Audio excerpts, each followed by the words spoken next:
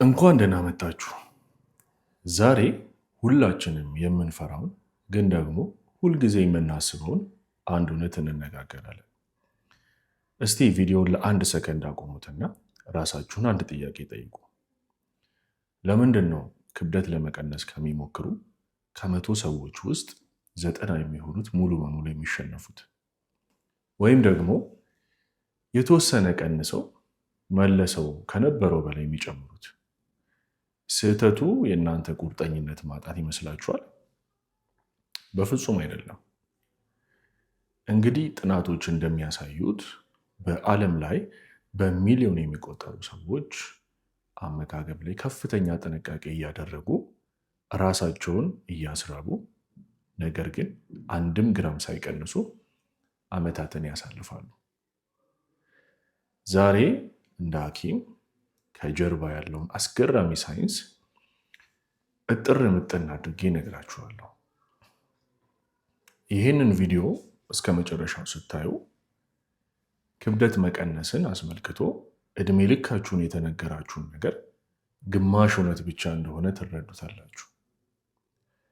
ቋሚና ጤናማ ክብደት መቀነስ የሚቻልበትን ሳይንሳዊ ምስጢር ዛሬ ይፋ አደርግላችኋለሁ።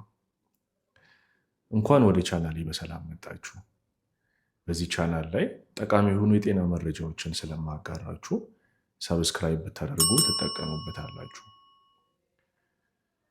እስቲ አንዳንድ እውነታዎችን እንነጋገር።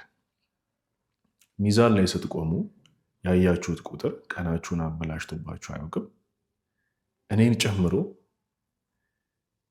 ካላችሁ እንግዲህ በኮሜንት ሴክሽን ላይ አሁኑኑ እኔ ያለው ብላችሁ ጻፉልኝ።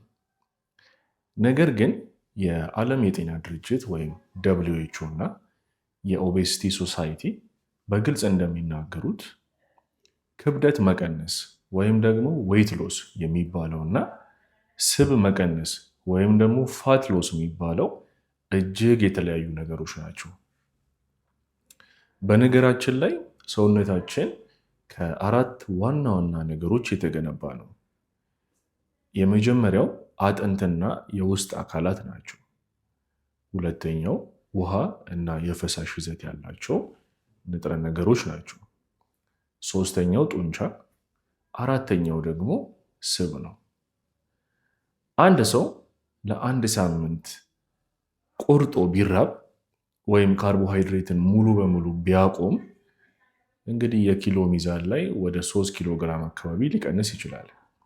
ነገር ግን ያ የተቀነሰው ስብ ሳይሆን በዋናነት ውሃና ውድ የሆኑ ጡንቻዎቻችን ናቸው። ጡንቻዎቻችን ደግሞ የሰውነታችን የኃይል ማቃጠያ ኢንጂን ናቸው። እሱን ካጣን ሜታቦሊዝማችን ይዛባል ማለት ነው። ከዚያም ውሃ እንኳን ብንጠጣ መልሰን መወፈራችን አይቀሬ ነው።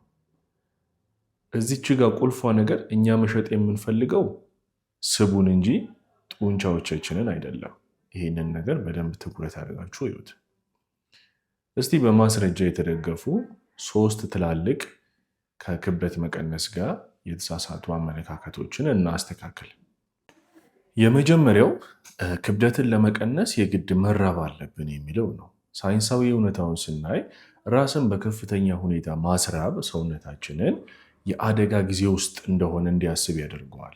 ሰውነታችን ረሃብ መጣ ብሎ ስለሚያስብ ሜታቦሊዝሙን እጅግ ዝቅ ያደርገዋል። ያገኘውን ጥቂት ምግብ ደግሞ ወደ ስብ ቀይሮ ያከማቻል። ሁለተኛው የሆድ ስብን ለማጥፋት ስፖርት መስራት ብቻ ይበቃል የሚለው ነው። ሳይንሳዊ እውነታው ስፖርት ለአጠቃላይ ጤና፣ ለልብ፣ ለደም ዝውውር ወሳኝ ነው።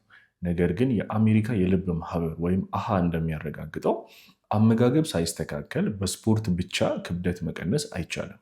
80% ስራው የሚሰራው ማዕድ ቤት ውስጥ ነው። ሶስተኛው የተወሰኑ ምግቦች ለምሳሌ ቅባት ሙሉ በሙሉ ማቆም።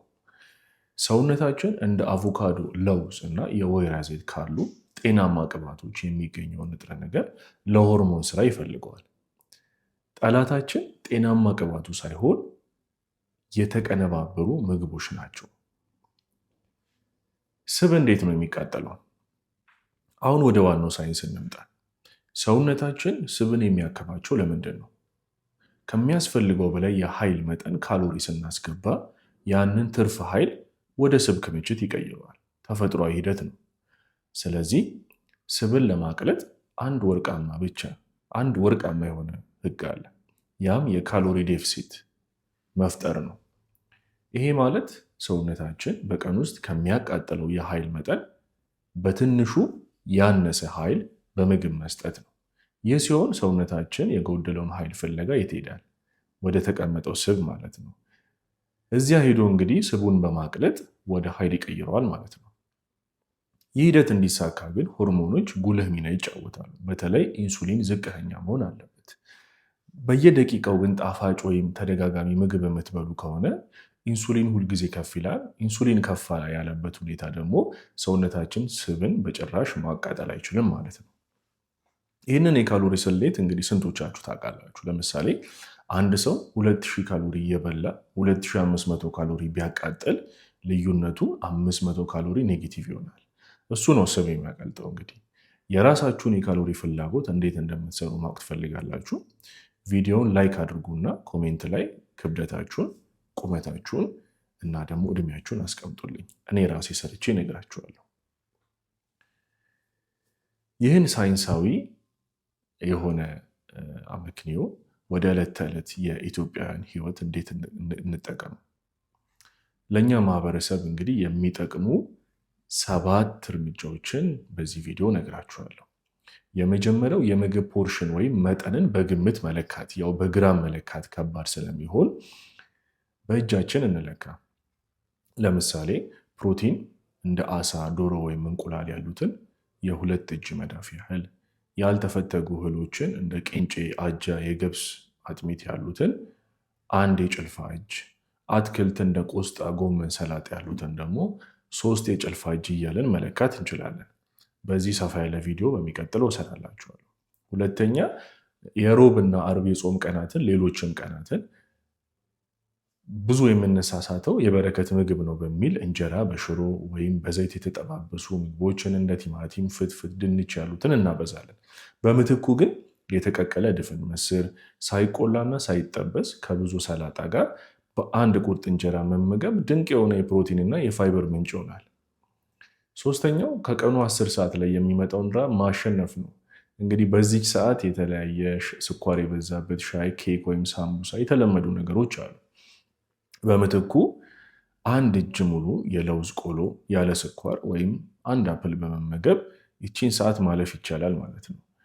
ሌላው የጥንካሬ ስፖርት ነው። በሳምንት 3 ቀን መሮጥ፣ መራመድ የደብሊው እንደሚያስቀምጠው ጥሩ ቢሆንም ግን ጡንቻዎቻችን እንዳይቀንሱ በሳምንት 3 ቀን የክብደት እንቅስቃሴዎችን እንደ ፑሽአፕ፣ ስኳት የመሳሰሉትን ማድረግ ለጡንቻዎች ጤንነት አስፈላጊ ነው።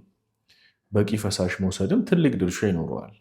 ቢያንስ በቀን በኪሎት ልክ ከዚህ በፊት ቪዲዮ እንደሰራሁላችሁ ተመጣጣኝ የሆነ ፈሳሽ መውሰድ። ውሃ ሲጠማን እንደ ራበን ስለሚሰማን እንበላለን። ሽንታችሁ ፍዝዝ ያለ ቢጫ እስኪሆን ድረስ በቂ ውሃ ጠጡ። 6ኛው እንቅልፍ ነው። በቀን ከ7 እስከ 8 ሰዓት በቂ እንቅልፍ ማጣት ኮርቲዞል የተባለውን የጭንቀት ሆርሞን ይጨምራል። ይህ ሆርሞን ሲጨምር ሰውነታችን በተለይ በሆድ አካባቢ ስብ እንዲከማች ያደርጋል። በነገራችን ላይ በጤናማ እንቅልፍ ዙሪያ ቪዲዮ ስለሰራሁላችሁ ቻናሌ ላይ ገብታችሁ ማየት ትችላላችሁ። 7ኛው ጭንቀትን መቀነስ ነው። የረጅም ጊዜ ጭንቀት የክብደት መቀነስ ጉዟችንን ያደናቅፈዋል። በቀን ውስጥ ጥቂት ደቂቃዎችን ለጸሎት፣ ለሜዲቴሽን ወይም ደግሞ ከተፈጥሮ ጋር ለማሳለፍ ጊዜ ስጡ። ሌላው ርዕስ እንግዲህ በዝምታ ክብደት የሚጨምሩ የሀገራችንን ምግቦች በደንብ አድርገን አበጥረን እናያቸዋለን። እዚህ ጋር በጣም እንድታደምጡኝ ይፈልጋለሁ። ጤናማ ነው ብለን የምናስባቸው ነገር ግን በካሎሪ የበለጸጉ ምግቦች አሉ። እነዚህ ቅባት የበዛባቸው በሀገራችን ለምሳሌ ወጥ ሲሰራ የሚንሳፈፈውን ዘይት አስቡት። 1 የሾርባ ማንኪያ ዘይት ብቻ ወደ 120 ካሎሪ የሆነ ኤነርጂ አለው። ሳናውቀው በወጥ ውስጥ የምንወስደው ዘይት ብዙ የቀኑን የካሎሪ መለኪያችንን ሪከርዱን ይሰብረዋል ማለት ነው። ሌላው የታሸጉ የፍራፍሬ ጭማቂዎች፣ ጁሶች ናቸው። ፍራፍሬ ነው በሚል የምንጠጣቸው ጭማቂዎች ፋይበራቸው ተወስዶ ንጹህ ስኳር ብቻ የቀረው በመሆኑ ኢንሱሊንን በከፍተኛ ደረጃ ይጨምራሉ። በምትኩ የምግብ ፍራፍሬን በሙሉ ብሉ። ለስላሳ መጠጦችንና ማኪያቶ በስኳር መውሰዱም ለጤና ጎጂ ነው ማለት ነው። አሁን ደግሞ ሁላችሁም የምትጠይቁትን ጥያቄ ልመልስ። በሳምንት ወይም በወር ስንት ኪሎ መቀነስ አለብኝ? የአሜሪካ የልብ ማህበር አሃ እና ዓለም አቀፍ መመሪያዎች በግልጽ እንደሚያስቀምጡት ጤናማና ዘላቂ የሚባለው የክብደት መቀነስ ፍጥነት በሳምንት ከ0.5 እስከ 1 ኪሎ ግራም መሆን አለበት፣ ወይም ደግሞ በወር ከ2 እስከ 4 ኪሎ ግራም ማለት ነው። በዚህ ፍጥነት ሲሆን ሰውነታችሁ የሚያጣው ስብን ብቻ ይሆናል። ከዚህ በላይ በፍጥነት ለመቀነስ መሞከር የቆዳ መሸብሸብ፣ የሐሞት ጠጠር፣ የንጥረ ነገሮች መዛባትና የጡንቻ መሳሳትን ያስከትላል። ከዚህም ያለፈ ለህይወት አደገኛ የሆነ ችግር ሊያመጣ ይችላል። ክብደት መቀነስ ማራቶን እንጂ የ100 ሜትር ሩጫ አይደለም። ሌላው የህክምና ባለሙያዎችን ማማከር መቼ ነው የሚያስፈልገን? የሚከተሉት የጤና እክሎች ካሉባችሁ ህክምና ተቋም በመሄድ ሐኪም ማማከር አለባችሁ። የመጀመሪያው የታይሮይድ እጢ ስራ መቀነስ ወይም ሃይፖታይሮዲዝም ካለ፣ ሁለተኛው የስኳር በሽታና የግፊት በሽታ ካሉ። እንግዲህ የምትወስዱት መድኃኒት ካለ በዛ መሰረት አመጋገብን ማስተካከል ስለሚያስፈልግ ማለት ነው። ለሴቶች በልዩ ሁኔታ የሆርሞን መዛባት ወይም እንደ ፖሊኢንዶክራይን ሜታቦሊክ ኦቫሪያን ሲንድረም ፒኤምኦኤስ ካለ፣ እነዚህ ችግሮች ካሉ መጀመሪያ ሆርሞኖቹን ማስተካከል የክብደት መቀነሱን መንገዱን እጅግ ቀላልና የተቃና ያደርገዋል ማለት ነው። እንግዲህ እንደ ማጠቃለያ ዛሬ የተነጋገርናቸው ዋና ዋና ነጥቦች ጠቅለል አድርገን ስናያቸው፣ የመጀመሪያው ሚዛን ላይ ባለው ቁጥር እንዳትታለሉ፣ ትኩረታችሁ ስብ ላይ እንጂ ጡንቻ ላይ እንዳይሆን። ካሎሪ እጥረት ወይም ዴፊሲት ለመፍጠር ምግባችሁን በእጃችሁ መለካት መለማመድ። በጾም ቀናት በዘይት የተጠባበሱ ምግቦችን ማስወገድ፣ በምትኩ ደግሞ ጤናማ የሆኑትን ምግቦች መተካት። በቂ ውሃ መጠጣት፣ ጤናማ የሆነ እንቅልፍ መተኛት። በሳምንት ለተወሰኑ ቀናት የጥንካሬ ኤክሰርሳይሶችን መስራት። እነዚህን ነገሮች በሰፊው አውርተናል። አሁን ተራው የእናንተ ነው። ክብደት ለመቀነስ ስትሞክሩ የገጠማችሁ ትልቅ ፈተና ምን ነበር? ወይስ እስካሁን የትኛው ስህተት እየሰራችሁ ነው? አሁኑኑ ኮሜንት ሴክሽን ላይ አስቀምጡልኝ። እኔም በሐኪም እይታ እያንዳንዱን በግሌ መልስላችኋለሁ። ይህንን ቪዲዮ ከወደዳችሁት ላይክ ማድረጋችሁን፣ ለምትወዱት ሰዎች ደግሞ ሼር ማድረጋችሁን እና የቻናሌ ቤተሰብ ለመሆን ሰብስክራይብ ማድረጋችሁን አትርሱ። እስከሚቀጥለው ቪዲዮ በጤና ቆዩልኝ። ቻው።